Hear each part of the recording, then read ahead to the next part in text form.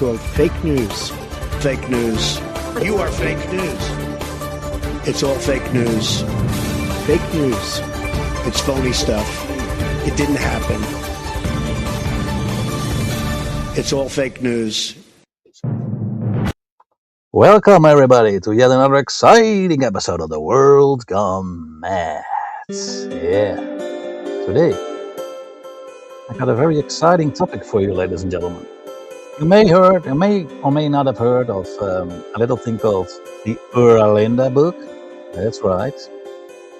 That's an old manuscript that they found in the Netherlands, and it's pretty much contains some old Frisian writings, and there's a whole world history involved in there. And now the experts, of course, claim it's a forgery, which means that it is not really not true.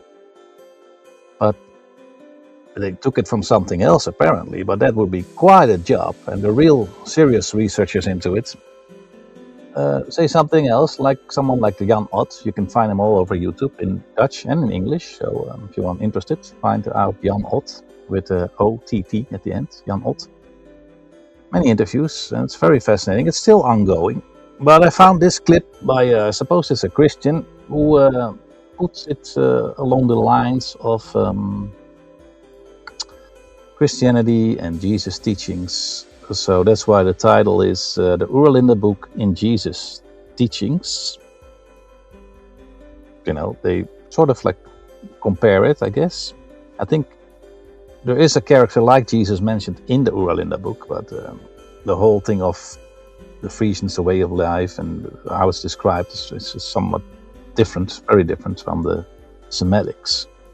It's all about freedom and all against slavery, including slavery, which you do to yourself pretty much, one's own slavery, one's own addictions. That's a slavery, is a form of slavery in a way too, So, without further ado, we'll get into it. We'll have our, self-proclaimed Elohim on as well. He'll be back on the show, the Southozman. But we'll just dive into it and try to make it an interesting show. So, let's do this thing, ladies and gentlemen. Let's pull up this clip and have a little bit of fun, shall we? Share the screen. Yeah, I would have loved to have Chris on, but it's not going to happen, at least not for now. So that's too bad. Let me see. We got a guest in here too. I just put him up on the stage. I'm just about to kick off this clip. Here we go. All right, so we're gonna kick this off. We're gonna play this clip, and we'll stop in between. The Oera Linda Book in Jesus' Teachings. So, is there a connection to Jeshua's teachings? Now, for people who have read the book or are familiar with it, there is a character in the book who is sort of claimed to be Jesus. So that's going to be interesting. Let's play this, and let's go for about maybe a good 10 minutes, 15 minutes into it, see what he has to say, and then we'll have I have my own expert on the show, so we'll talk about that in a moment. So let's get into it, ladies and gentlemen. The Oera Linda Book. Is there a connection to Jeshua's teachings? Let's find out. Link to the in the description of this video to some of his videos I'm going to talk about today. But Asher Logos, he does these very, very high quality, wonderful videos on history of the Scythians and various European tribes, the Mongols and the Gauls, and I can't say enough how good his videos are. They're on day one, the Mongols, huh? Very well done.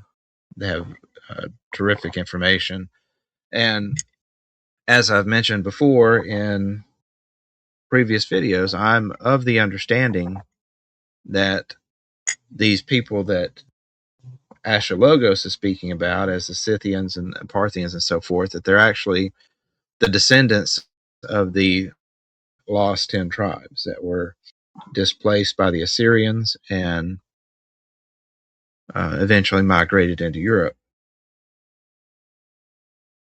So there's a piece of literature that Mr. Logos did some videos about, and the name of it is the Oera Linda Book.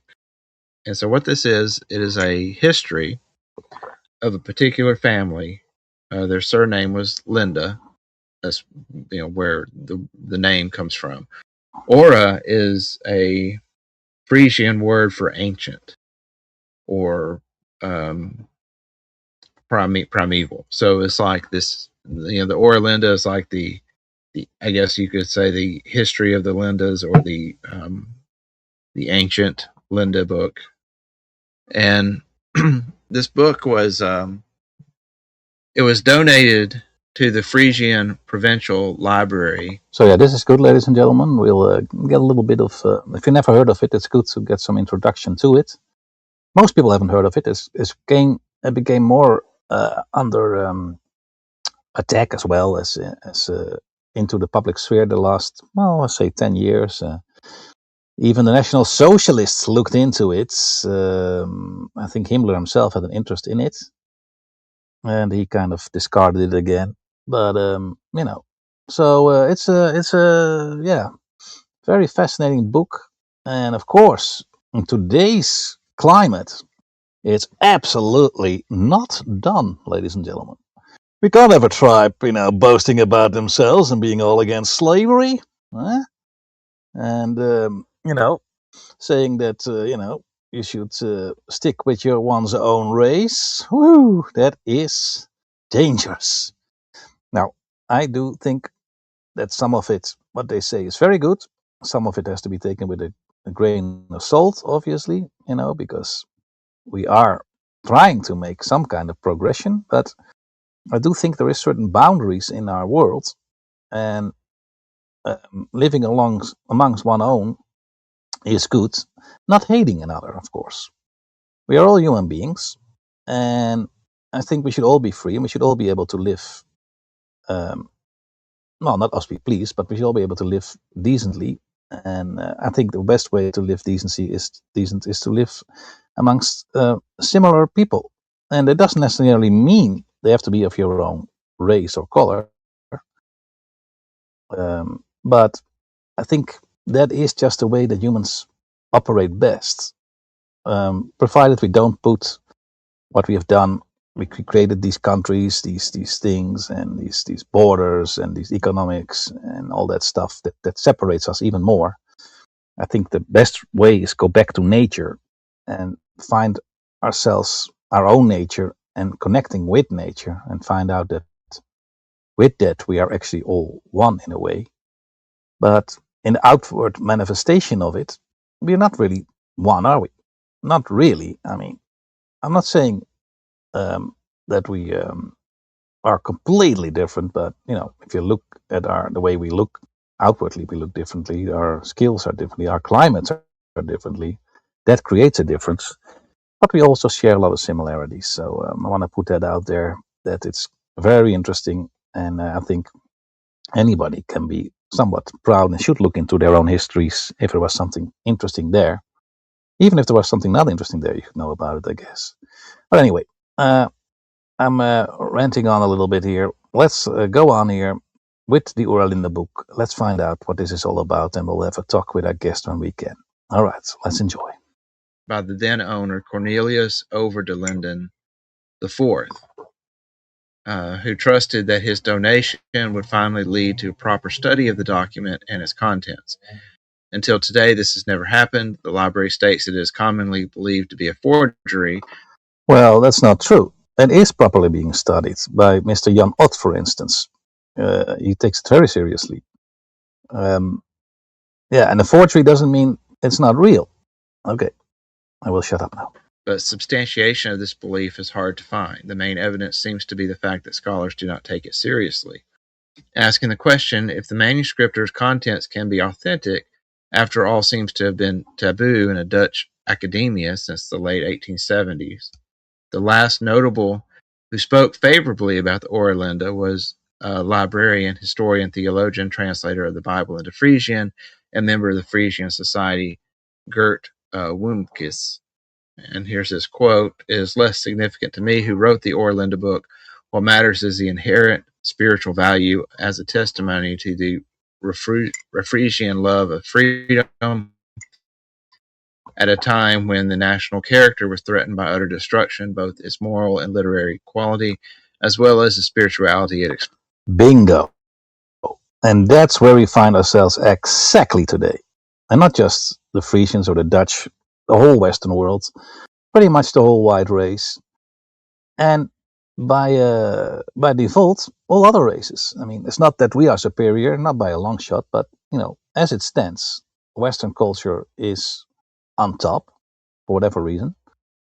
And with the moral decay and the destruction of the economy and all that shit, destroying the Western world will by default destroy a whole lot of the rest of the world. So it's not white supremacy or saying we're better or more successful. But as you can see, everybody wants to come to the West because there's just more goodies. Life is a little bit better, the quality. So it's not to say that the people are better or more advanced or more spiritual. Maybe they are in some way. I don't know. You can make that claim if you want to. I don't make that claim, but so it's good to go back into history and see what had happened back then with the destruction and the attack on those cultures. Expresses, I consider more relevant than the authenticity and historical facts. So what this book is, it is a family history that was made over the course of several hundred years and was handed down through this family. And so the person who finally donated this book to the Frisian Society, Mr. Linden, he was a descendant of these numerous authors, and it's something that had been passed through his family for years. This statement by the Frisian Society that it's a forgery. The term forgery just means it's a copied document. Exactly. It doesn't. It's not the same as meaning something is fake so much as it's copied. And a lot of times when people or groups don't want to deal with a document, they don't want to answer to its contents, they'll use this as an excuse. They'll say, well, that's a forgery. You see that with, for instance, the protocols of the learned elders of Zion. They claim there's a forgery. Yeah. Rather than dealing with the contents that are in it, which the contents that are in it read like a prophecy that's coming true in our modern age. Which I love this guy. He's right on the money. Which tells me that particular book is genuine. This particular book, I also feel that it's genuine.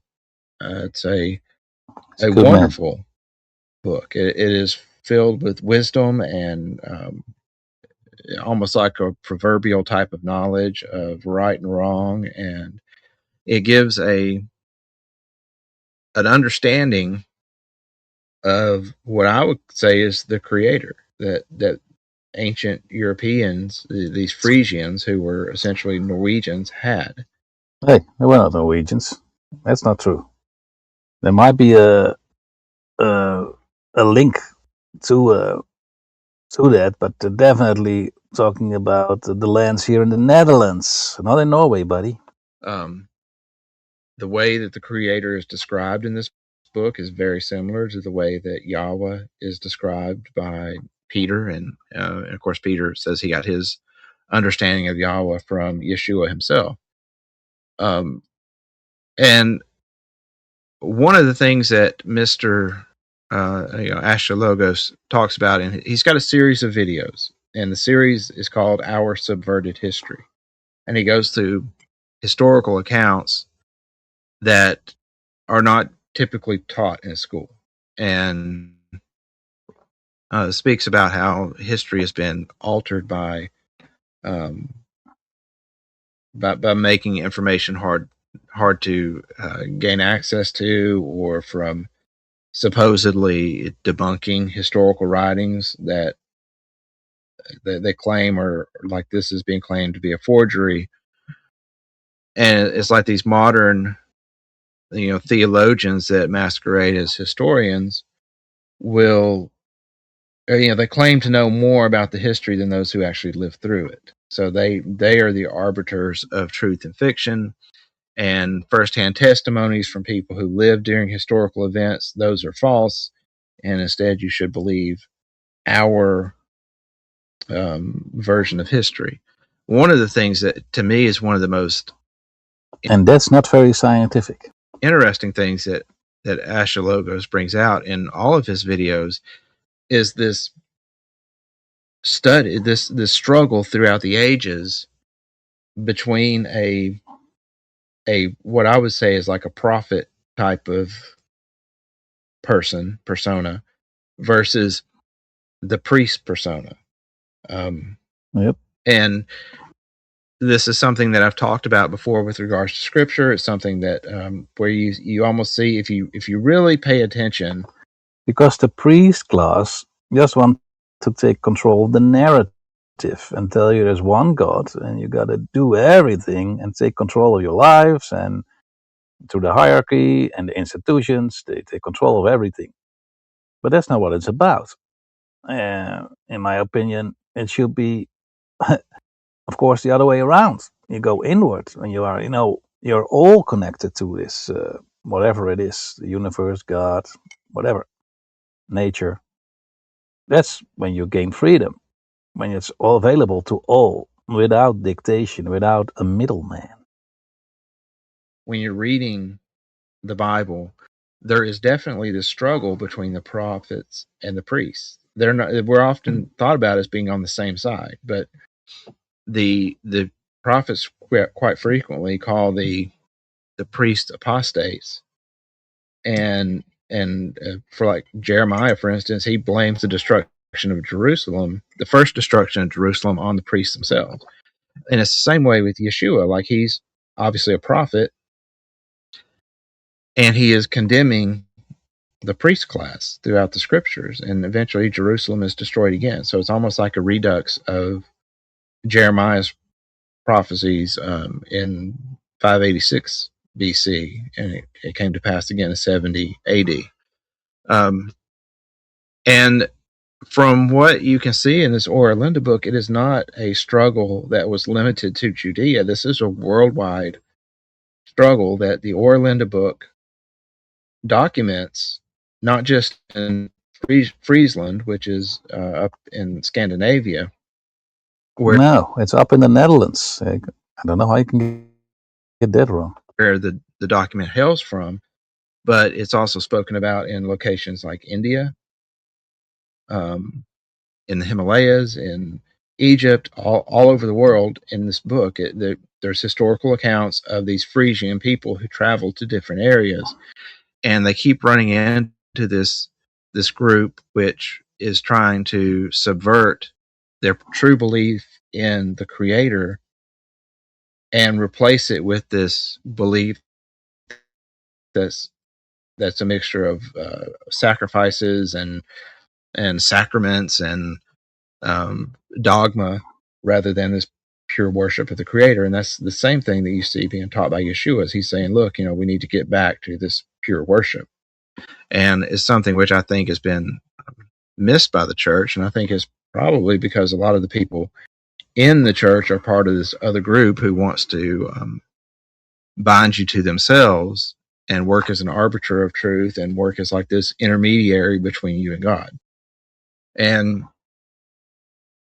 there's so much information in his videos. I really, you've got to watch them. If this interests you at all, I would watch his videos and to fully get an understanding of what he is saying. And you can find a copy of this book free online. I'll try to remember to put a link in the description where you can download a free copy of this book if you want to read it for yourself. But even in our studies on who is Esau Edom, you see this struggle too between the true people, the true Judeans, and then this usurper class of Judeans who are descended from Esau, who are essentially the Pharisees and Sadducees that Yeshua argued with. So I guess without further discussion, I'm going to go ahead and get into this book. I know. All right, now let's see. Give me a second, folks. Let's see if at this point, maybe we're just kicking it off, I know, but maybe our guest wants to say something at this point. Oh, I didn't even add him to the stage. Hang on. He's back on the stage. Welcome to the show. Yeah, you can hear me okay? Yeah, clearly, loud and clear. No, good. Yeah, man, like the Edomites exactly as Pharisees, and I'm not sure if it was both of them though, the Sadducees and the Pharisees, but also the emperor apparently at the time in that area. He was also linked in my studies to the Edomites as well, and this is why he's he's specifying, which is really interesting. Those that call themselves Jews but aren't Jews, but are of the synagogue of Satan. Ye are of your father the devil, sinner and all this from the start. He's addressing the Edomites. And isn't it interesting that about 1400 years after that, what he brought them out, in Revelations it says the same thing. Those that call themselves Jews that aren't Jews, pretty much in Revelations. And we've sort of got a replay with the Khazarian Jews now that call themselves Jews but aren't Jews. They adopted Judaism, but they aren't the proper tribe of Judah. So interesting how history sort of repeats itself there, isn't it? Yeah, absolutely. And I mean, I showed you also some clips, like just to go a little bit to today, where you see Orthodox Jews in Israel protesting all this, taking the Palestinian side, even going as far, very bold, to call these Zionists Nazis. So it's like, wow, it's I mean, that's pretty good, you see that.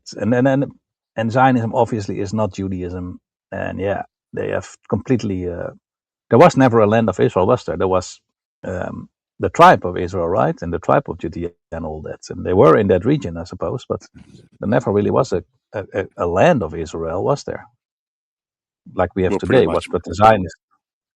Well, yeah, pretty much branches from one person, Israel, really, when you boil it down to that, to the nitty gritty of it. And then from Israel, there's where the tribes come from. A bit like if you had, the tribe of Lawrence, they all come from the forefather of Lawrence, sort of thing. So that could explain that sort of side of it as well. But the whole Zionist movement, that was just pretty much endorsed through the Schofield Bible, and pretty much a play for the Rothschilds, and to get their grip into the land of Israel, pretty much, or Palestine, I should say.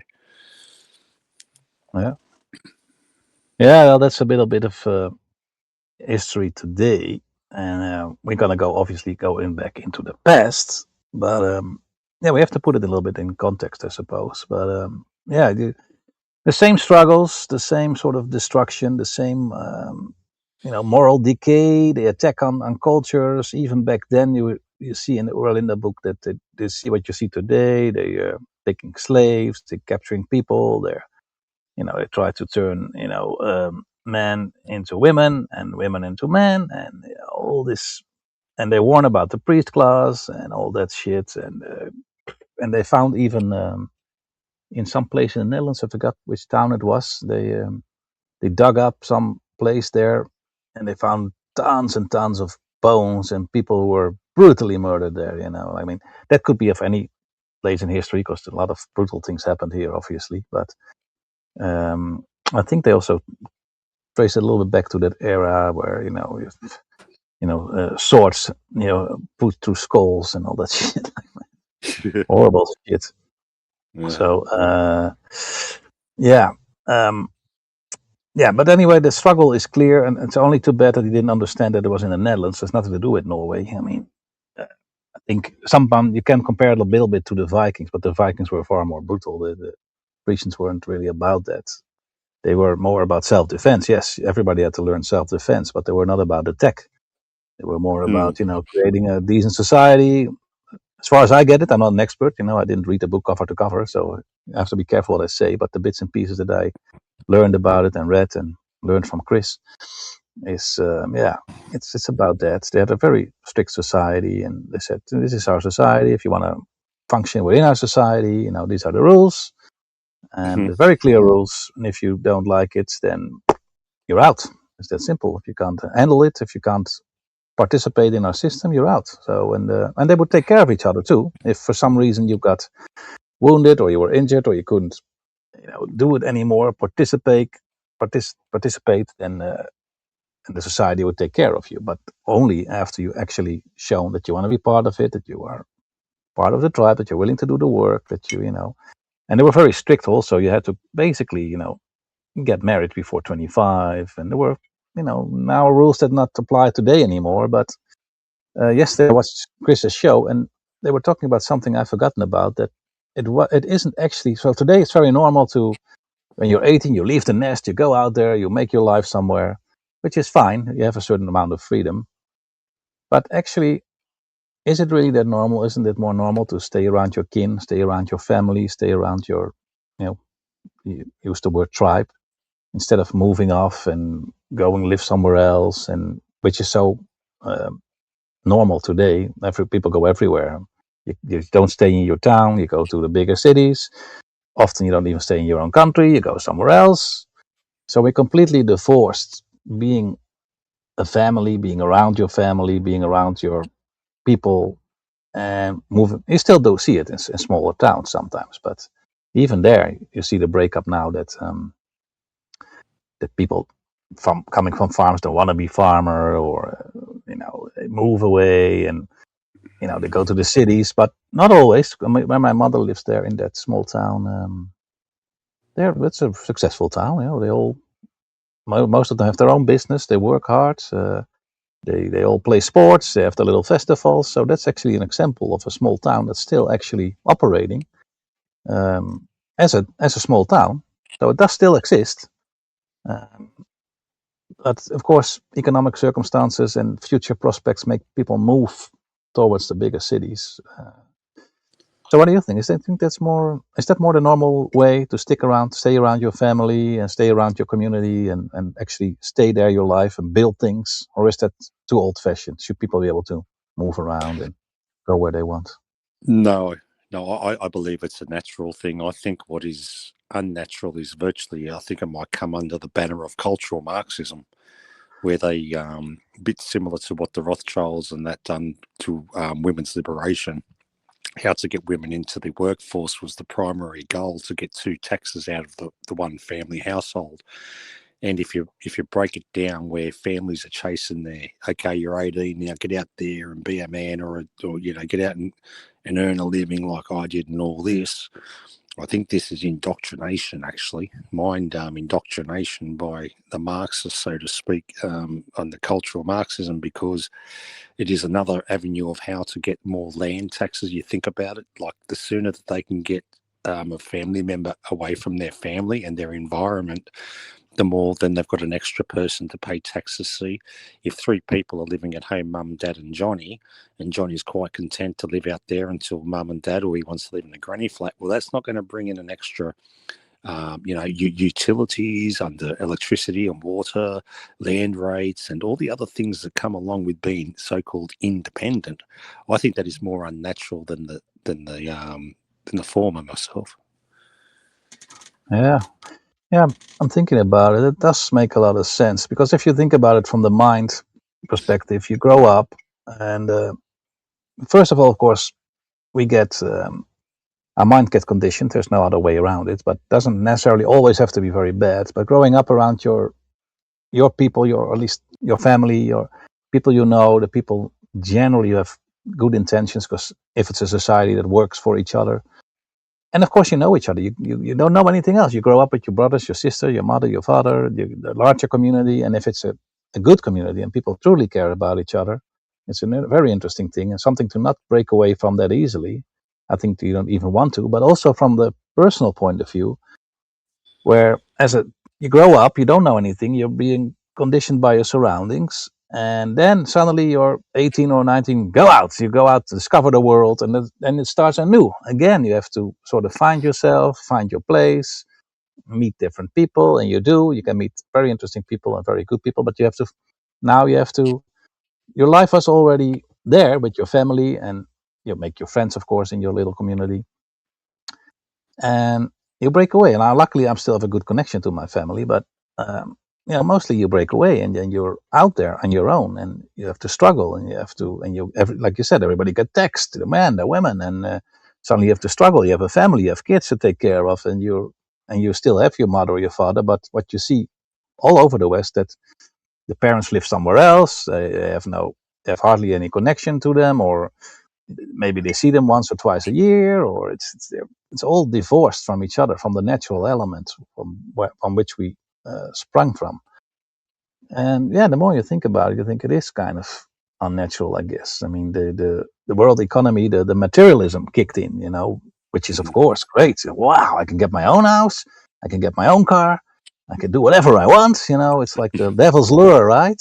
Here's your nice little life, go for it, and which has also its merits. I mean, if you were born to be like a rock star or whatever, I mean, go for it. But generally, if we take a really deep dive and look at it, you would think from a perspective of the psychology and a human sort of thing, you're always better off, generally, with your people, with your parents who truly care and truly know you. I mean, if you have genuine parents, who knows you better than your mother or your father? They've seen you as a little boy or girl, they've seen you grow up, they've seen your little struggles. So who better to know you? Your grandparents, they will know you. That familiarity is so important. That's something they have destroyed, I guess. So from that point of view, it's very good to hear what they have to say about it in the Oera Linda book. We will get to it. But I think we touched on a good topic here. Family values, real values, not the values of society, real values, real Absolutely. honest values from the heart, caring about people, doing honest work, working for each other, not for the government, paying taxes and living up our lives and partying and doing drugs and all that shit. I think you should be a little bit free to explore a little bit in your own circles, but don't wander too far off. It's like go out into the forest, but come back before supper. This kind of thing. Yeah, sure. There's the social cohesion. We don't have that anymore now. If you look around, it's completely destroyed by multiculturalism, and I'm not saying that all these people are to blame. I'm not saying that other people are bad people.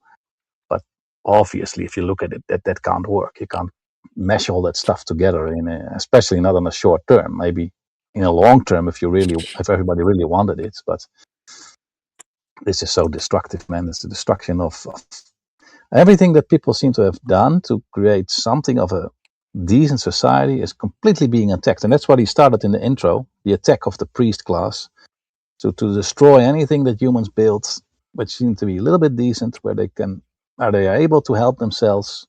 It lasts for a while, and then it gets under attack and destroyed. And there's a nice comparison where he talks about the Bible, where you see that struggle, and in the Oera Linda book. So, I can let you answer, and then we will get to the clip. No, that's fine. I had my say. I didn't have anything to add, but okay. I agree with where you're going with that for sure. All right, cool. So we are already 33 minutes in. Of course, the 33. So it's going to be a longer show, I think, but not much longer than an hour and a half. But let's have some fun with it. Okay, we're going to go back to the clip now because it's about to kick off. That was a good little chat there. Let's get this clip back. Let's see. Here we go. Still have to get used to this. All right, back to the clip. Let's see what this is all about, what he's going to tell us. This is getting fascinating. We're going back to the Oera Linda book now here, ladies and gentlemen. If you love this kind of stuff, then this should be good for you. It's going to be a long presentation. There's so much I want to say about it, but I didn't want to make this into multiple videos. So I'm just going to make this one long video, and there's quite a bit more I could add. So it starts off with this creation epic, and the creation epic is very different than the creation epics we see in the Bible. And so this I guess maybe you could call it See, the fact that I know it's talking about the Netherlands is because we talk about Friarsburg, we talk about Texland, and we have Texel, the Isle of Texel. where you actually can find some of this stuff. Yeah, we have Stavoren, the place Stavoren. There is Media's Blik. We have a place like this, So this is all talking about places in the Netherlands and not Norway. So just had to correct that a little bit. Phenomenon that's common in all religions. All religions have some type of creation epic.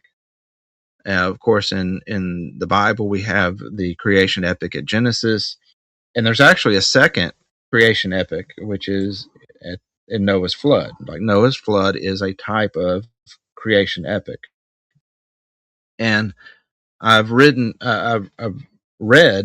some people who were making a case for World War II itself being a modern day creation epic, where the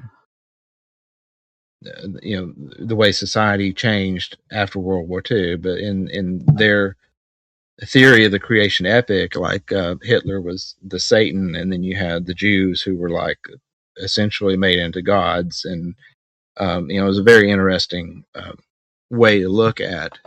I don't agree with that. For me, it seems like there was a creation epic. Yeah, the creation of the state of Israel. That was what it all about, seems. Anyway, on with the show. This history, which is mostly falsified. And in this Frisian book of this, the Oera Linda, they have their own version of the creation epic. Now, it is not the same. So they're dating the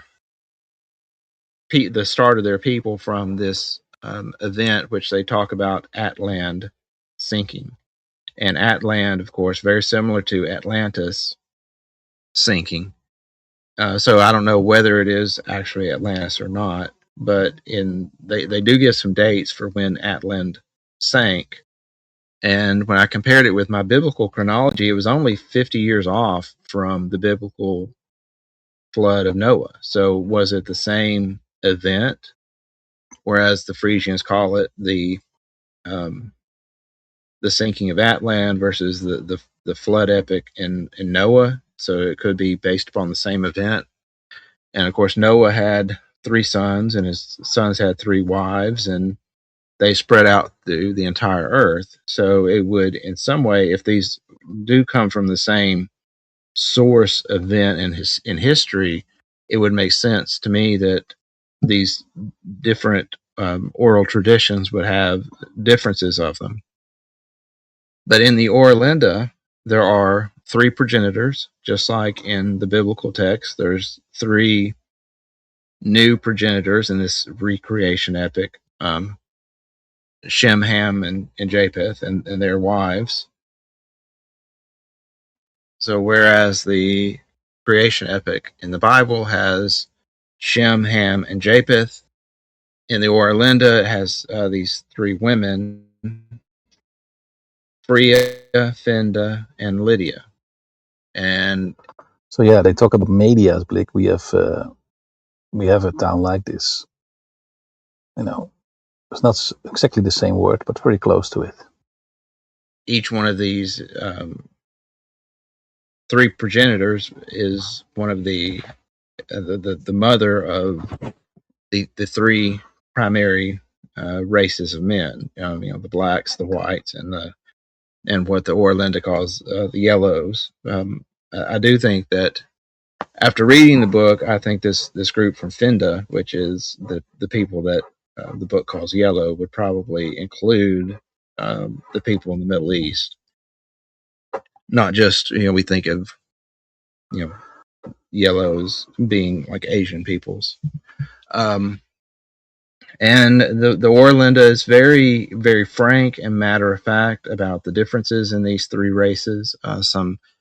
Some of the things it says are rather shocking to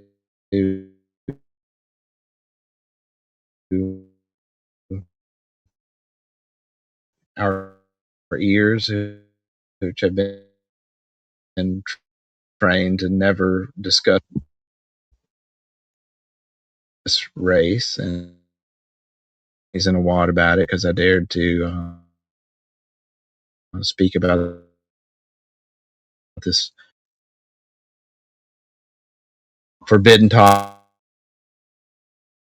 topic that everybody thinks about, but no one. The book is very frank about things, about some of the book.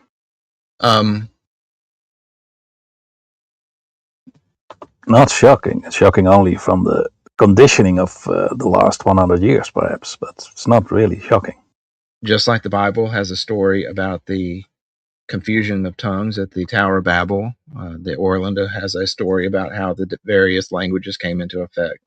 So there's a lot of similarities. Yes, it's very different, but rather than focusing on the differences between the Oera Linda book and Scripture, I think maybe let's just take a moment to consider the similarities, and there are a number of similarities. There's talk of a flood. There's talk of three progenitors of the human race. There's a talk of the changing of the languages, and whereas I think most people who study the Bible come away, with this understanding that Hebrew was like the original language, and all the others were the confusion of tongues. In the Oera Linda, they claim that their Frisian language was the original, and that the other languages were created by men. So I think that's maybe a good introduction. So we'll go ahead and get started on the actual slides. The following was inscribed on the walls of the Friesberg at Texland, as well as Stavia and Medezablik. Yeah, Media Blik. Medemsblik, we still have that place. It was Freya's day. 7 times 7 years since Festa had been ordained as folk mother by Freya's desire. The Berg Medezablik was ready, and a maiden was chosen. Then it was time for Festa to light the new lamp, and when that was done, in the presence of the folk, Freya called from her watchstar so that all could hear. Festa, take up your stylus and write the words that I could not say earlier. Festa did as she was told, and that is how we, Freya's children, received our primal history. These bergs that they're talking about, in another translation of the Oera Linda, they called it citadels. And so this berg or citadel was essentially like a large tower made of brick. And these citadels or bergs, they were essentially kind of like a temple or a church that was administered by these berg maidens, who were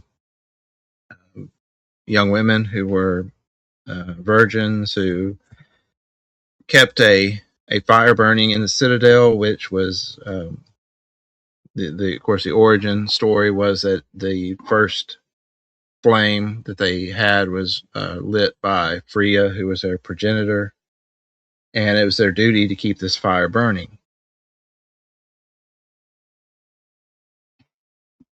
And these women were said to have prophetic abilities. They were essentially advisors to the elders of the village. Some commentaries will speak about this Frisian society as being like matriarchal. I don't think it was matriarchal because it spoke of having kings and male elders that ran the tribes, but it was more like the women were this advisory council who would give advice to the kings on how to proceed. Yeah, I think there's a very good balance between male and female. Women often have a certain amount of wisdom and great intuition, and they are always a little bit ahead of guys when they're young. You can see that, but men also have their skills and their, and so I think it was a very good little division there. I do want to later get the map. I'm afraid it will cause lagging if I do it now, but I can clearly show you where Medemblik is, and then you can see it's not that far from Texel, the island, so you can clearly see where these places would be today.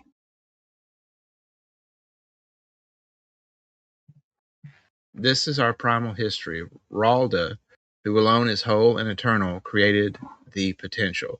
Time began and wrought all things, the very earth herself. Earth bore all grasses, herbs, and trees, and cherished and all despised creatures. All that is good and cherished she brought forth by day, and all that is evil and despised she brought forth by night. After the 12th Yule Fest, She bore 3 girls, Lydia from glowing hot, Fenda from hot, and Freya from warm substance. And that is interesting in itself. 3 girls, how else do you think life will come about? Not with just 3 guys. What are they going to do? But when you have 3 girls, now you can see that life has a chance to grow, right? Not if there's only girls, obviously, but it makes more sense. So Ralda is their name for the creator. Ralda is the god that they spoke about, who I would say is their version of Yahweh. So, well, no way. No, absolutely not. If this is a creation epic from the descendants of Noah, it would make sense that they would have this understanding of who Yahweh was. Because Ralda was good, and they say nothing bad can come from Ralda, only from humans. And they say, and Ralda doesn't seem to be punishing people. And so Ralda seems to correspond in a lot of ways with the creator. The Yule Fest would be, you could think of it as like a New Year's. Of course, it occurred in the winter. We generally think of the Yule Fest as being like this pagan celebration around that Christmas is derived from. But reading about it in the Oera Linda, it seems more like something that may have started off as being a genuine type of worship for God, and then it eventually fell into paganism later on. It says, as they lay naked, Ralda fed them with his breath so that mankind would be bound to him. So again, in the same way that Genesis chapter 1 speaks about Yahweh breathing in the spirit into Adam, here you see Ralda feeding them with his breath. They matured, they became fruitful and desired pleasure. They received Ralda's ode in them, and so they each bore 12 sons and 12 daughters, twins each Yuletide. All of mankind has come from these. Lydia was black, curly-haired as the lambs, her eyes blue like stars. Yes, the vulture's glance was tib next to hers. Fenda was yellow, and her hair was as a horse's mane, and Freya was white, like snow in the red of dawn, and the blue of her eyes was more beautiful than the rainbow. So this is interesting. I don't think the Bible talks about creating different races. I mean, maybe somewhere, but really not to my knowledge, which is, limited. But yeah, so this is what I have beef with today, obviously, because we're all the same and there's no differences, but clearly there are. And there's also a lot of similarities, but we're all human beings. But what's wrong with being a black human being? What's wrong being a white human being? What's wrong being an Asian human being, or yellow as they call it, Why not be proud of it and say we're all humans and we're all different colors and shapes, and we love being that, and we don't have to hate each other for it. So this is, and here we come into the stories of the 3 progenitors, Lydia, Fenda, and Freya. But I'm not going to go into all that. Very safe. From this point, after it gives us this fairly long description of the 3 women, then we go back to this primal teaching, which is going into kind of like their early Torah in a sense. The primal teachings that were written on the wall of the Berg Tower were not copied into the book of Adela followers. I wonder why they left them out, but as this copy is mine, I will add them here for the sake of my kinsmen. So this is a note from one of the Lindens when they wrote the Oera Linda. It says, primal teachings. Hail to all children of Freya who love that which is good.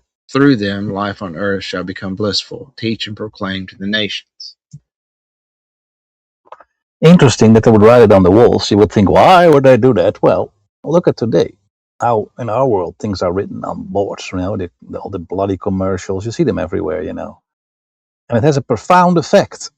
And words have power, and so writing it on walls, it can help you remember.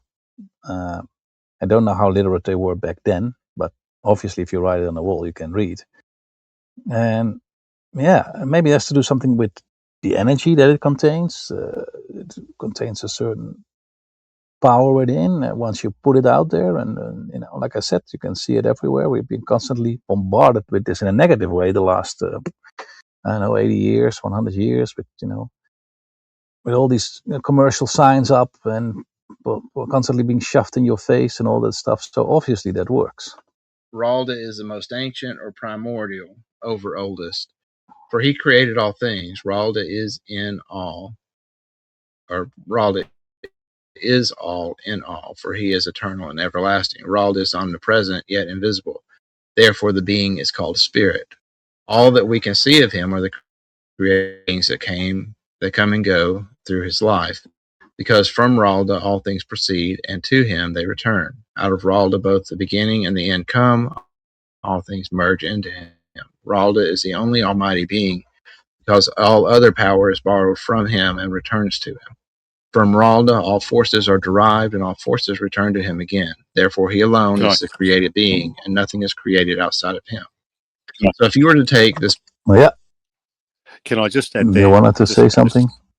I just noticed a similarity. Ralda, and he mentions spirit. In Hebrew, the word is ruach, which is very interesting. Both have I guess you could speculate, a very similar pronunciation with the R, especially. The Ruach HaKodesh is the set-apart spirit in Hebrew. That's how you'd say spirit, Ruach. And it's just interesting, he connects Raldo with spirit. So there you go. There might be a bit of a connection there also. Yeah. Well, that's a good one. Yeah. That's a deep one. Yeah, I mean, how would that correlate? That's interesting. I mean, it seems there is a correlation, but wow. All right, yeah, thanks for that. That's quite interesting. Let's see where they take it. We are 51 minutes in already, 52. So this is going to be a bit longer, but we're going to take our time because this is very interesting. Let's get back to it. Like I said, I do want to get the map up, but I'm afraid that might cause me some lagging, so I wait a little bit. But I can clearly show you on the map the places they talk about. Mediablik is Medemsblik, which is in the North Holland, the province of North Holland, which is pretty close to Texel, the island. And it talks about Texland. So on the map, you can see clearly what places they're talking about. So that will be interesting. And also, I'll just add before you go on about what was mentioned about the three different ladies and their appearances.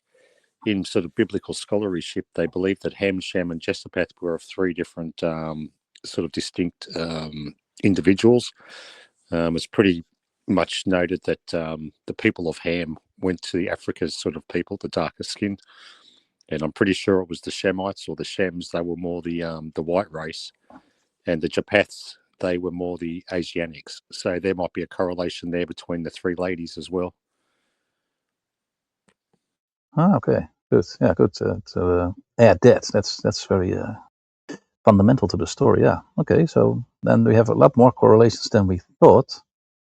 That's interesting. So let's listen a bit more. What else do you have to say? That shines some more light on this whole interesting topic. All right, it's 24 minutes in now. So what I'll do, because like I said, I don't want to.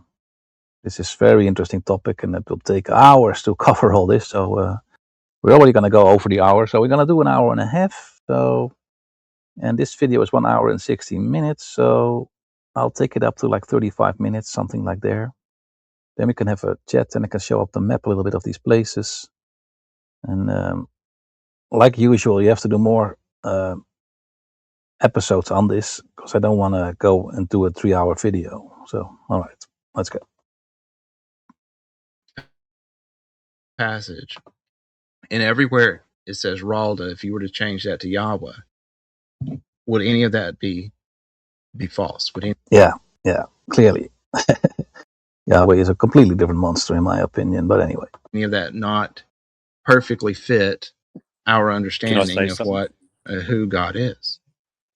This whole paragraph here sounds just like I'll just add another connection I just noticed then with Ralda, which is before the common term of Yahweh or Yahuwah, it was actually Yayo, Y-A-O, Rayo, Yayo.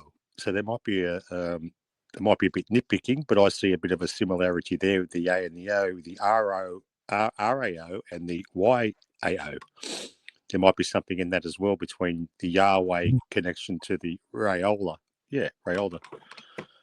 There was obviously a terminology of Yah. Everyone says it's more Yahoo, but some say it was Yahoo. But if you go even back before that, it was Yao, Y-A-O, which sounds similar to Rao, Raolda. Yeah. Another connection.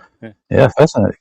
You would then argue, like, what is the older language? I mean, I think there was a Dutch scholar once, a long time ago. He proclaimed that Dutch was the oldest language in the world, but yeah, I don't know about that. But yeah, it goes back. So this goes back to the sea people, then the Phoenicians, sort of that side of the left side of, if you're looking at Israel, upper left side. So they come through, which interesting.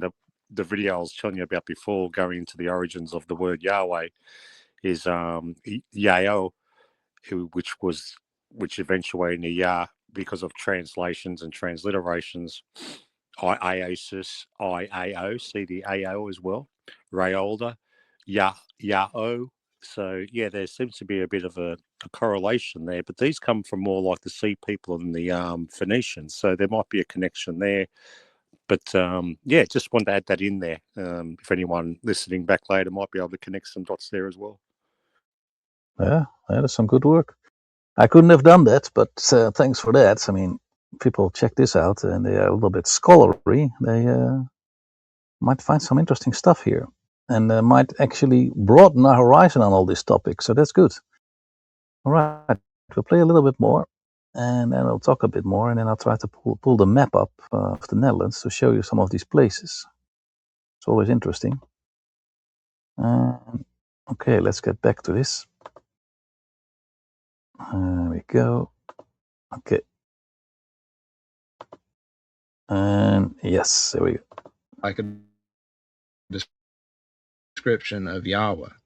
It's just got a different name on it. Ralda established eternal principles, or Ewa, and all that was created, and regulations can only be good if they are founded upon these principles. Although all is part of Ralda, the malice of people is not from him. Malice comes from laziness, carelessness, and stupidity. Therefore, it can harm the people, but never Ralda. Ralda is wisdom, and the Awa that he established are the books from which we can learn.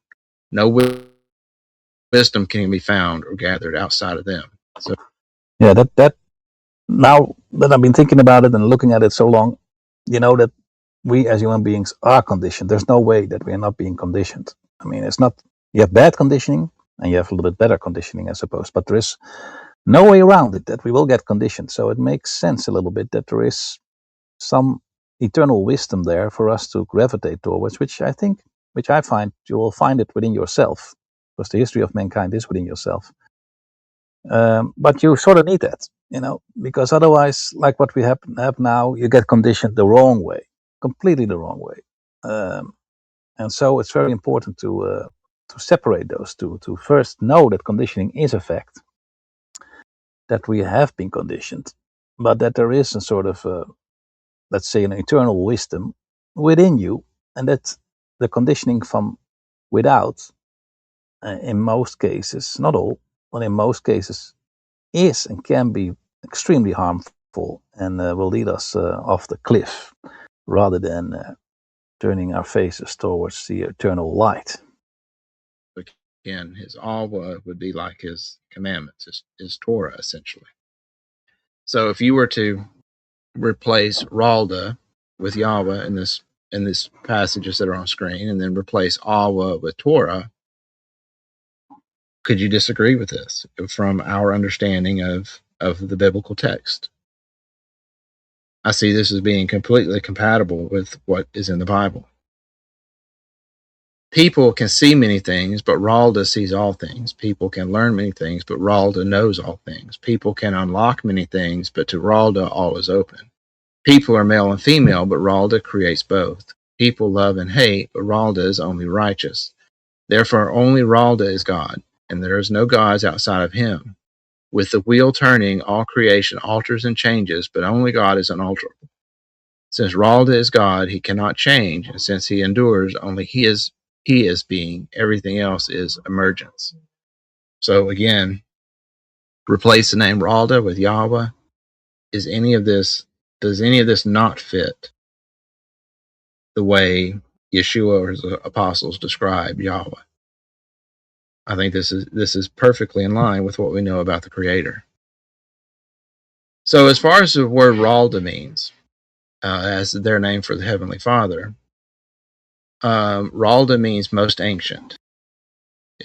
Sometimes he is referred to as all fetter, which can be either all father or all feeder. The prefix with the WR in the Frisian language, it corresponds with the Germanic languages that have prefixes such as ORE or OER and UR, which it means primeval or original or most ancient. So Ralda, Alda means ancient, but the WR in front of it would mean the original, the most ancient. In fact, itself is mentioned in Scripture as the name of the of the Chaldeans, which was where Abraham was from, but it's also one of the most ancient cities of the earth. Yep, and that connects us back to the Anunnaki, you know. So that's another nice rabbit hole to dive into.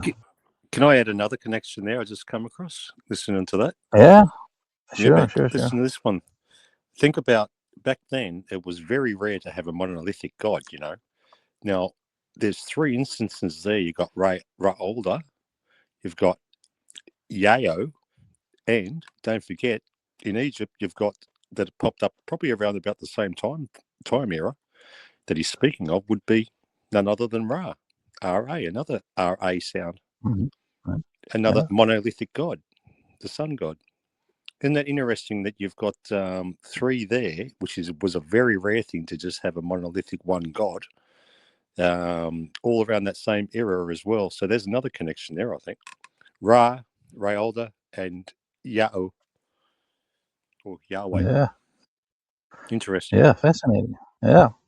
Would they all be similar at the same time, or would they have, you know, I mean, if you talk about different tribes going different places, maybe they have set up similar sort of ideas. You know. Well, yeah, I guess so. But sometimes they adopt it because they adopted the word Yahweh, as it even says, they did not know me by my name, but my name is Yahweh. But then you look at the characteristics of Yahweh, he virtually transformed from the god El, the Canaanite god, into the Israelite god Yahweh. So the Elohim, they virtually scrubbed him out, or the El, or Baal, and he became Yahweh, which virtually stole the attributes of the god El. So that's another connection there as well. But Yahweh pops up a bit later. He doesn't, maybe by the sounds of that, if the time frame's right, maybe Ra'olda was before they ended up, the Israelites adopting the so-called terminology of, they probably use that as a way of explaining their God, or the new name of their God, Yahweh or Rahuweh, you know, say with the Egyptians. It's just interesting around that same time frame with the Egyptian monotheistic of Ra, and you've also got, or Egypt, yeah, the Egyptian Ra. Then you've also got the Rao, and then you've got the Yao. And the other 3, like I just said before, that stand out is monolithic gods, which was actually pretty rare back in them. In those days, it was almost unheard of. So what are the odds of 3 there with very similar terminologies to have the same one and all gods sort of thing aspect? Very interesting. Yeah. Yeah, if you put it in the context of after a flood, talking about people obviously survived and started anew, scattered all over different places with the bits and pieces that they still remember, I suppose. You can kind of see the similarities, the same sort of setup. If you take it from that point of view, you can put it a little bit more in context, I guess, with all these connections. Would make some sense. You can see how they've adopted other sort of things, even in the terminology of Israel, Isis, the god Ra, the god, and the god El, Isis, Ra, El, Israel. So it shows you that they were adopting other beliefs and other gods from other cultures and that, and blending them all and mishmashing and coming up with the god at the end of what they come up with, I guess. But just grabbing bits and pieces of this god, and then they've got that god, or like the terminology of Israel, Isis, Ra, and El. And there's a name. Where did Israel just pop up from, Well, obviously there's a connection there between those three words. So, yeah, it's the way I sort of, whatever that's worth anyway. No, that's good. That's very good. Yeah, very interesting. Good stuff to think about and to try to pierce through the veil of history, or whatever you want to call that. Yeah, very fascinating stuff. Let's get a little bit more into it. We're in 1 hour and 6 minutes, ladies and gentlemen. This is a very fascinating topic. We're talking here about the Oera Linda Book and comparing it with biblical stories and our ancient history, because we're all the history of mankind within ourselves. So it's good to look at these things. And you're watching The World Gone Mad. We're going to get back into it for a bit more and see where this takes us, this interesting journey. All right, let's continue here.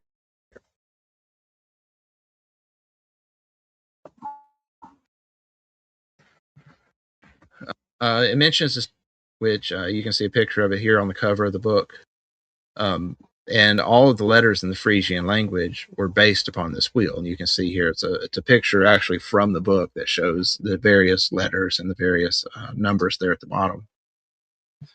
And this is a symbol which it is referred to as the Yule or the Yule wheel. And it's representative of time, the turning of time. So you can have the Yule wheel turning is 1 year, or sometimes the turning of the wheel can represent thousands of years. And to me, it reminds me of in Scripture, you have these different cycles of time that I've talked about, especially when I was doing the teachings on the sabbatical and Jubilee years. You get to become really familiar with these different cycles of time that Scripture speaks about. And so the wheel here is representative of that also, this cyclical view of time. And we do see in Scripture that there is an association of wheels with Yahweh. Ezekiel comes to mind when he has this vision of the heavenly throne room, and the living creatures or the angels are there with these wheels. So whether it's a wheel as represented by this wheel of Ralda, or whether it's something different, I don't know, but it's definitely an association of wheels. The same with here in Daniel. I saw until thrones were placed, and one who was Ancient of Days, which is the literal meaning of Ralda's name, sat. His clothing was white as snow, and the hair of his head like pure wool. His throne was fiery flames, and his wheels burning fire. So there is a connection there with the Oera Linda understanding of God and the Scripture. And, of course, which we know, all the L's. Ezekiel L, Danny L. That's always interesting. Moving on with the primal teachings, it says, among Finda's folk. Now, Finda was the progenitor of what's called the yellow races in this book. Among Finda's folk, there are witty men who, by the over-intensiveness, have become so corrupted that they convince themselves and their initiates that they are the best part of Ralda, and that their mind is the best part of Ralda's spirit, and that Ralda, the chosen ones? Who knows? Can only think by the help of their brains. The notion that every creature is part of Ralda's infinite being, that they have taken from us, but their false reasoning and ungovernable pride have caused them to stray from the righteous path. And so this is getting into talking about this priest class, which has subverted the understanding of Ralda from the people. A lot of this you could apply to these interactions that Yeshua had with the Pharisees. If their mind was like Ralda's spirit, then Ralda would be very stupid, instead of being sensible and wise. For their minds always work like slaves, creating beautiful images which they afterwards worship. Rather, Finda's folk are a bad folk, for although their pseudo-wise men convince themselves that they are divine, they have created false divinities for the uninitiated, everywhere proclaiming that these divinities have created the world with all that is therein, greedy divinities full of envy and wrath, who want to be honored and served by the people, who want blood and sacrifice and demand rich offerings. These vain, false men, however, who have themselves referred to as God's servants or priests, receive, collect, and seize everything on behalf of the divinities that do not exist and keep it for themselves. They do all this with an easy conscience, as they imagine that they themselves are divine and answer to no one. A little bit like, the Vatican, I see the power they hold. So, of course, this is perfectly in line with what we see, the history that Peter talks about in the Nazarene Acts, with these priests that are creating false gods for the means of enriching themselves. And you can see here that, according to the Oera Linda book, the people started off with this correct view of the Creator, but it was usurped by these ones that it says are the descendants of Finda. So if we were to understand this again to be like the same type of people as the scribes and Pharisees, this is perfectly in line with Scripture, and it's also in line with things that I've talked about that I got from the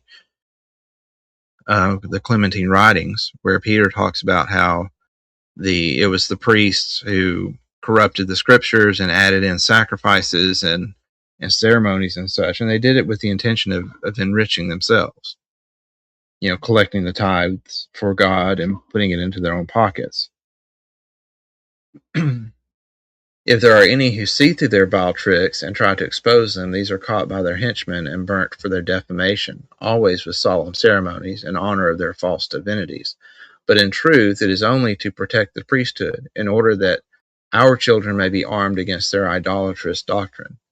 The duty of the maidens is to make them learn by heart the following: Ralda existed before all things and will endure after all things.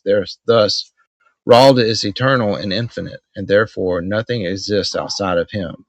From Ralda's life sprang time and all living creatures, and his life takes away time and all things. These facts must be made clear and manifest to all who are wise, so that they can define and demonstrate it to others. If that is understood, we can continue.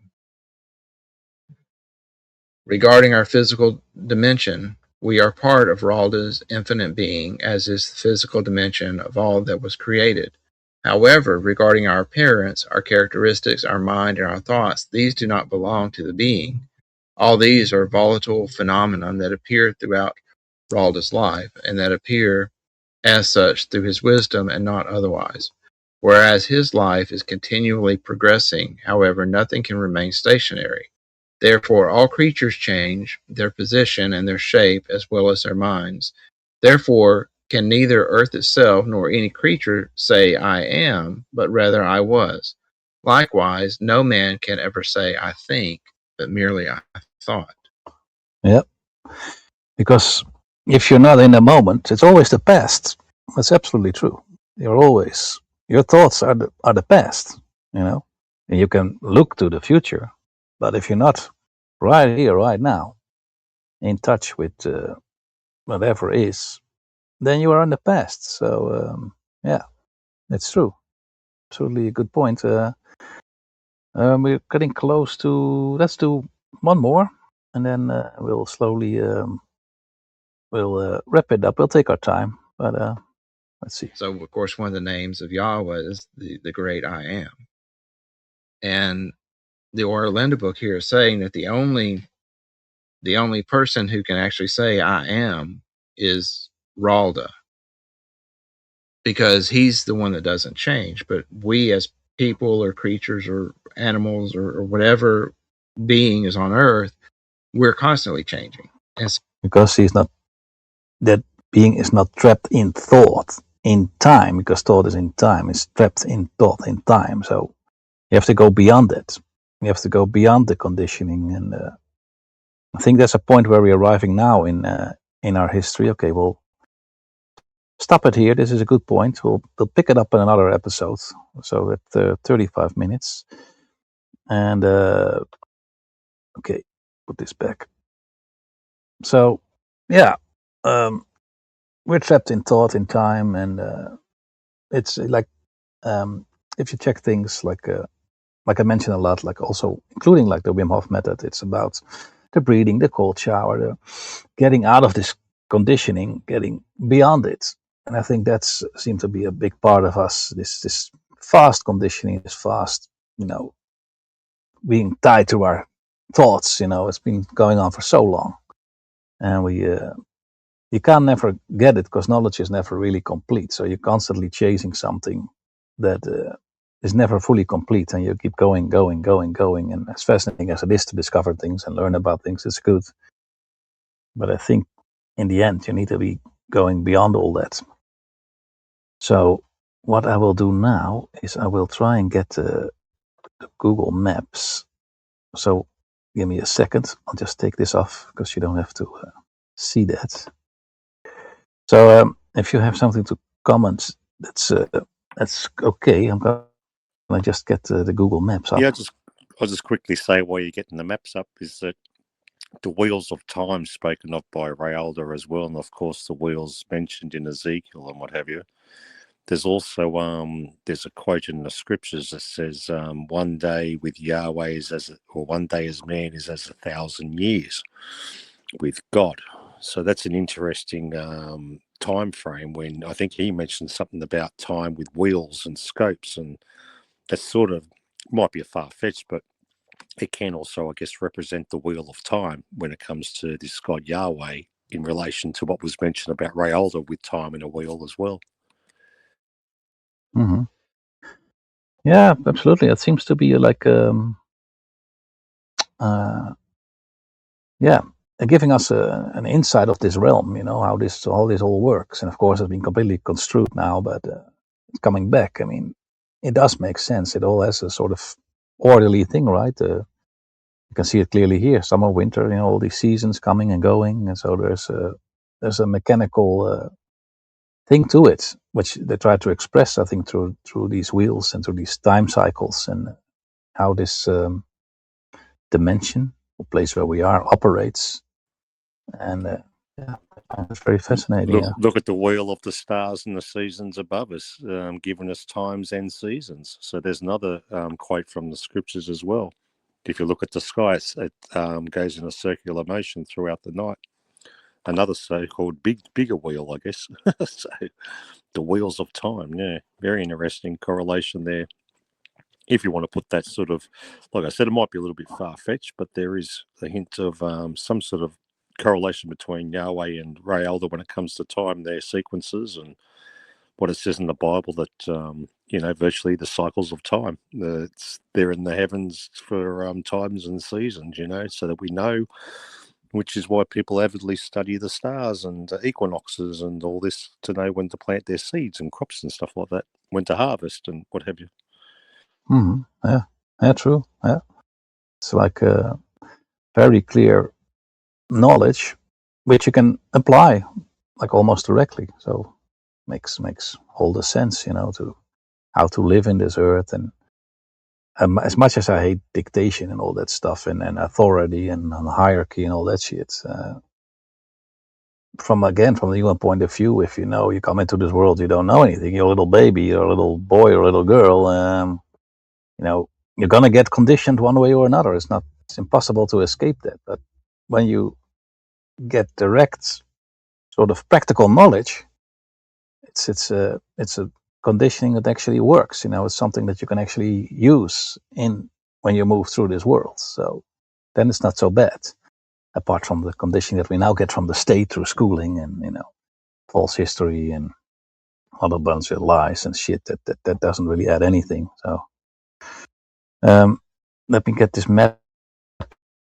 Yeah, it gives a bit of lagging. I was afraid of it, but I'll just take that old clip out as well. And then I'll show people a little bit what we're talking about here in terms of places in the Oera Linda book.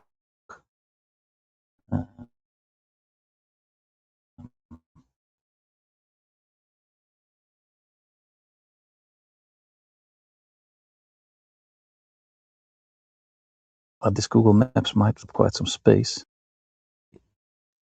because I want to show people a little bit here what we are talking about. So media's blik, as they talked about, Netherlands, Noord-Holland, Medemblik, right next to the water. And they were seafaring people. There we go. They talked about that. And then we zoom out a bit more. Well, there's another huge thing that that stands out is the Dutch East Indian Company, wasn't it? Dutch Indian. The yes, amount of sea that they covered too. Hell, there's a lot of well documented. Places with hell. Then Helder.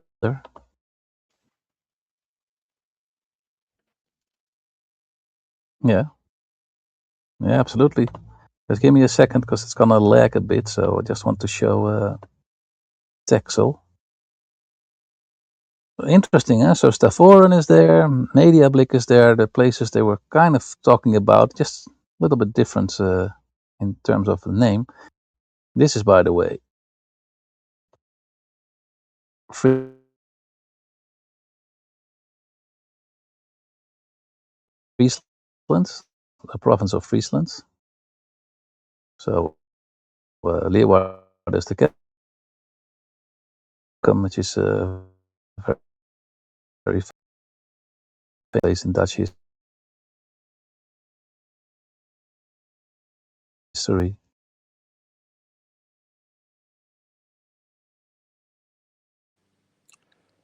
Now that you've got that up, you're breaking up while you've got that, mate. There must be some correlation there.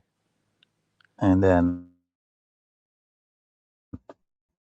Groningen, the province next to it. But